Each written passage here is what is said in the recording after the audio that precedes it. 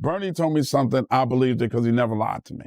He told me that when he got Oceans, Steve called the producers to try to get his role and even wanted to take less. You know, Steve at one point was, uber successful, and then Bernie started to, because he didn't ever think he would get the opportunity he got. But once he did, America loved him, like we all kind of knew they would.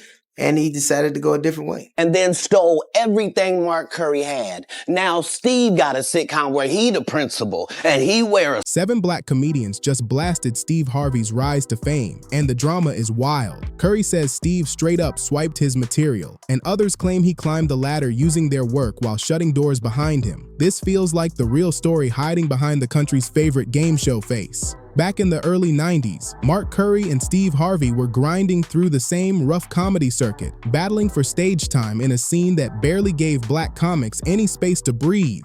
It was a world where every joke was survival, and every spotlight was a rare win. Curry says he remembers Steve watching him perform and later repeating things that felt way too familiar, and that's when the whispers started getting louder. People in the scene began saying things like, "Josh say he is in trouble," because stealing jokes was the fastest way to get yourself iced out. And then there's the moment that always gets brought up, the line, "I'm Mr. Hightower, the new music teacher. I'm here to see," a line Curry insists he delivered first, years before Steve used it on TV. This claim still hits nerves in comedy circles. "I'm Mr. Hightower, the new music teacher. I'm here to see the..." Mr. Cooper, coach, teacher, janitor, you're a real triple threat. Why are you on my material? Right. What's that about? And then, people want to jump up. Oh, he didn't know, he didn't steal your... Enjoying the video so far? Smash that like button and subscribe to Fame Drop so you're here for the next one. People kept jumping in saying, "Oh, he didn't know, he didn't steal your stuff." But Curry wasn't having any of that. He kept reminding everyone that he made that material first, and he wasn't scared to say it loud. Curry had already earned his shine, landing his own ABC sitcom, Hanging with Mr. Cooper, back in 1992, a full 4 years before the Steve Harvey Show even hit the screen. That series ran for 5 solid seasons and turned Curry into a real TV name, playing a former NBA player who becomes a high school coach just trying to keep things steady with everyone around him. The role was fun, harmless, and never crossing any lines, which made the success even sweeter. Curry says he and Steve were cool during those early days, but that smooth vibe didn't last. Somewhere along the road, that friendship twisted up and the air between them got real sharp. Comedy Jam 25. It's good to see so many funny people together in one room, all wondering the same thing. Is Katt Williams gonna show up? I'm nervous as hell right now. Bernie told me something, I believed it because he never lied to me. He told me that when he got Oceans, Steve called the producers to try to get his role and even wanted to take less money. Steve at one point was, uber successful, and then Bernie started to, because he didn't ever think he would get the opportunity he got. But once he did, America loved him, like we all kind of knew they would. And he decided to go a different way. The same Steve that went to go watch Mark Curry do his whole sitcom. They used to sit around talking deep about comedy and how tough it was to break into Hollywood as black men when the doors barely cracked open for anyone. Curry says he laid out his whole sitcom idea to Steve, a comedian working in a school, trying to guide students while keeping things real with humor and heart. This wasn't some casual chat. They were mapping it out like a blueprint, breaking down characters, story beats, and how to make school life funny without turning it into something fake or forced. Then the Steve Harvey Show popped up in 1996, and Curry says the deja vu hit him like a splash of cold water. The setup felt almost identical. A comedian stepping into a school job, balancing jokes with life lessons, walking the line between educator and entertainer. The overlap was so heavy that people couldn't help whispering about it. Both main characters had backgrounds as ex-athletes before becoming educators. Both worked their way into being vice principals. Both spent episodes mentoring students who needed steady guidance, keeping everything respectful and safe. Even the episode flow, the way each story moved, felt suspiciously close, like two shows breathing in sync when they shouldn't have been. Yeah, like, I mean, it was ridiculous. You know what I mean? It was like the idea of the joke that he was even talking about. You don't do your material around a lot of comedians. That's like stealing in front of the police. The same Steve that went to go watch Mark Curry do his whole sitcom and then stole everything Mark Curry had. Now Steve got a sitcom where he the principal and he wear a suit. We've been friends for 30 years, man. Oh, wow. 30 years.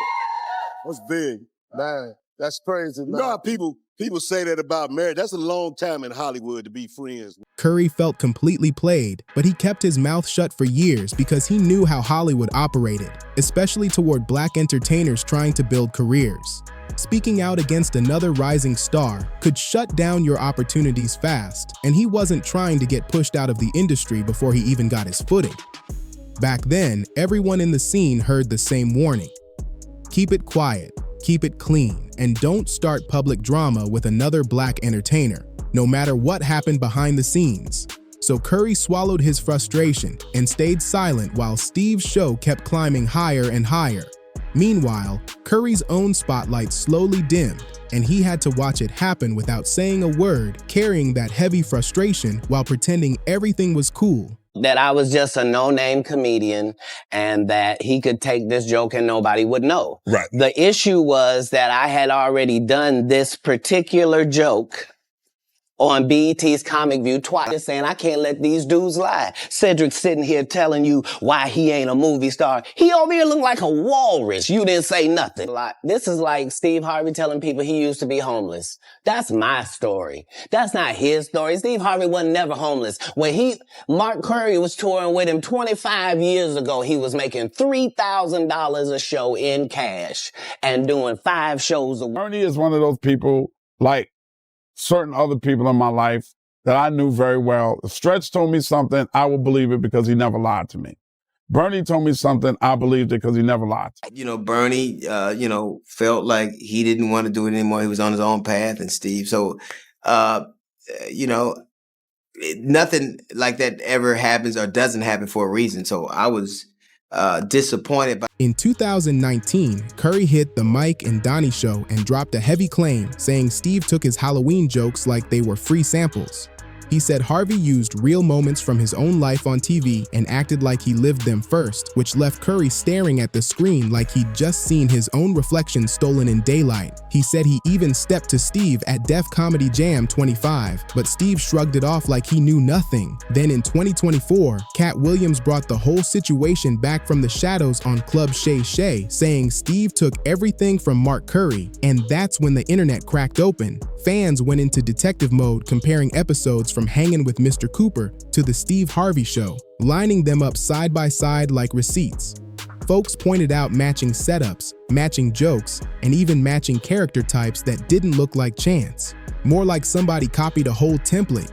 Steve never spoke on it, just kept moving while his fame shot up and Curry faded into the background. By the year 2000, Steve was headlining the original Kings of Comedy with Cedric, D.L. Hewley, and Bernie Mac, filling arenas and making history under Spike Lee's direction. But behind the curtain, things were nowhere near peaceful. Bernie was the breakout star, delivering pure, raw comedy, and word around the scene was that Steve couldn't handle how much love Bernie was pulling in.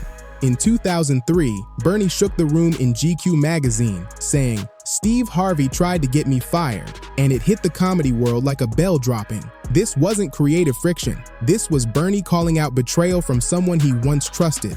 Radio host Ed Lover later stepped in, saying Bernie personally told him the same thing, confirming that Steve tried to dim Bernie's shine. The tension got so bad that the second Kings of Comedy tour never happened. They couldn't even share the same air without things getting tense.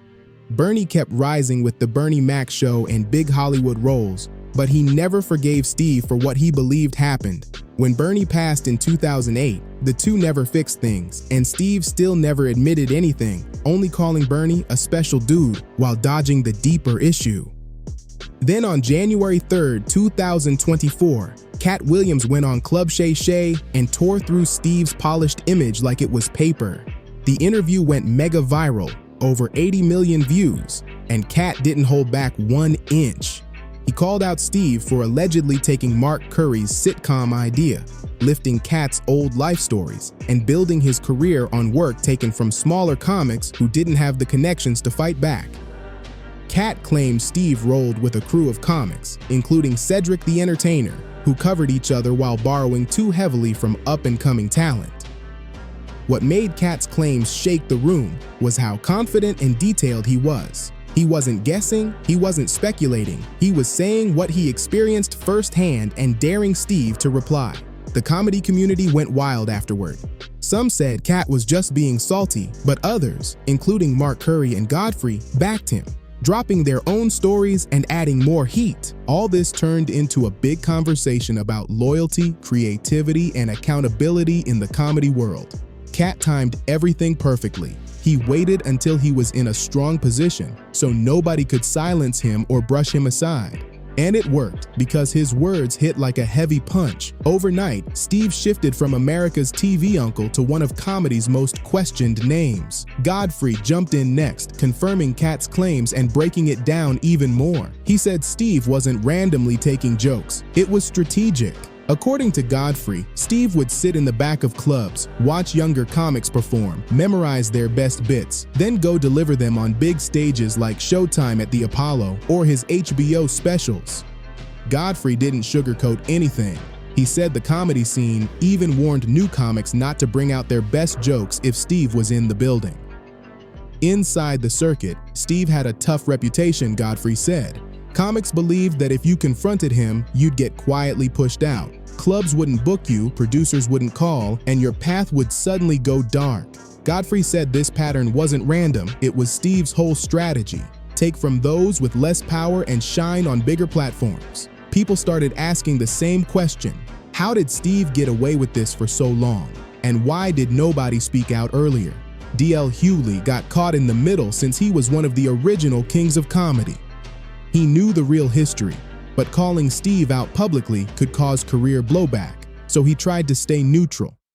After Katt's interview went viral, DL admitted that Bernie and Steve's beef was real and serious enough to destroy the second tour, but he avoided blaming Steve directly.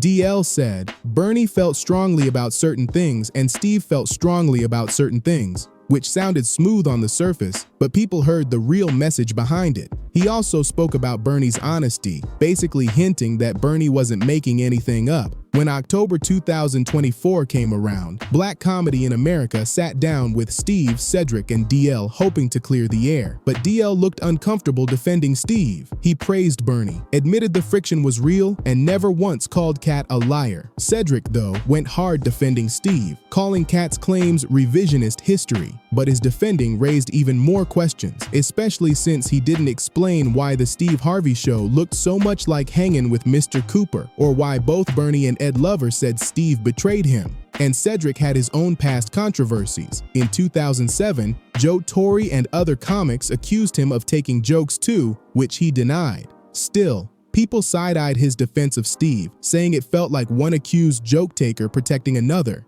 Katt Williams even said Steve and Cedric covered for each other. During the 2024 interview, Cedric tried to soften things by saying Bernie was family and nothing shady happened, but then admitted the beef was real, which made his whole defense wobble. If everything was good, why was there no second Kings of Comedy tour? Why did Bernie go to GQ to tell his story? His comments sounded more like image protection than the full truth. Then Ed Lover, who had nothing to gain and no personal drama, stepped in again and confirmed Bernie's story. He said Bernie told him directly about the betrayal back when it happened, not years later. Bernie was known for keeping things honest even when it hurt his own career, so Ed believed him completely. Ed said Bernie didn't wait to talk about it. He confided in multiple people right when it was happening. Ed also explained how deep the silence in the industry ran.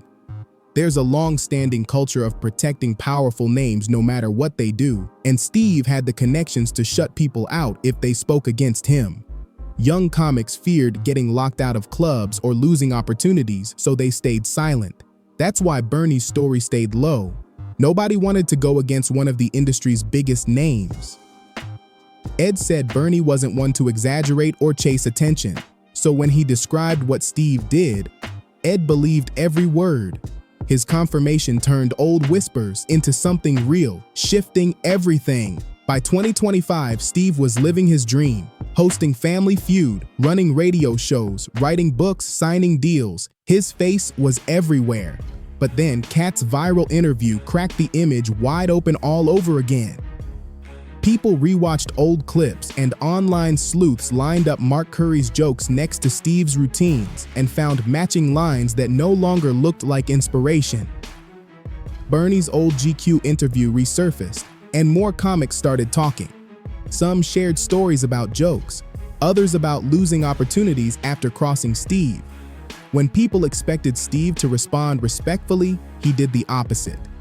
At a 2020 InvestFest event, he laughed off the claims and threw threats and insults at Katt, saying things like, "I'd knock you short-o out, and I'd shoot the perm straight out your head." The moment made everything worse. Instead of answering the accusations, he doubled down and made himself look aggressive during a time when fans wanted honesty. When backlash got too big, Steve switched tones on the Pivot podcast, saying, "I probably shouldn't have said anything," and claimed he apologized to Katt. But to many fans, it didn't sound like an apology. It sounded like cleanup. He never addressed the real accusations, not the sitcom similarities, not Curry's claims, not Bernie's interview. He brushed everything off as jealousy from others who felt he had more than they did. That made the internet go even louder, calling him out for dodging accountability while acting like the victim. His whole public image flipped fast. One minute he was the smiling TV host, the next he was trending for all the wrong reasons. People dug up old videos, old interviews, and started connecting dots they had ignored for years. And now people are asking, was Steve Harvey misunderstood, or did the truth finally catch up to him?